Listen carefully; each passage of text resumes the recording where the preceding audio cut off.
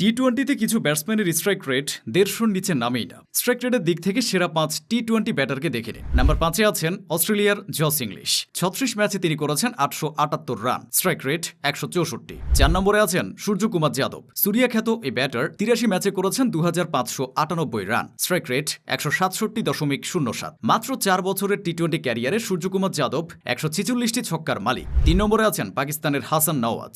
মাত্র ১৯ ম্যাচের ক্যারিয়ার, অথচ তিনি ৩৬টি ছক্কার মালিক। তাই হাসান নওয়াজের স্ট্রাইক রেট ১৬৭.৪৪। ২ নম্বরে আছে অস্ট্রেলিয়ার টিম ডেভিড। তিনি যেমন লম্বা তেমনি স্বাস্থ্যের অধিকারী। টিম ডেভিডের স্ট্রাইক রেট ১৬৮.৭১। ১ নম্বরে আছে ভারতের অভিষেক শর্মা। অভিষেক পাওয়ার প্লের ৬ ওভার শেষ করে আসলে প্রতিপক্ষ উড়ে যায়। তার স্ট্রাইক রেট ১৯৩.৮৪। অর্থাৎ ঝড়ো ব্যাটিংয়ে অভিষেকের আশেপাশেও কেউ নেই। বাংলাদেশের প্লেয়ারদের ভেতরে সবচেয়ে বেশি স্ট্রাইক রেট পারভেজ হোসেন ইমনের। ইমন ১৩৭.৪৫ স্ট্রাইক রেটে ব্যাটিং করেন।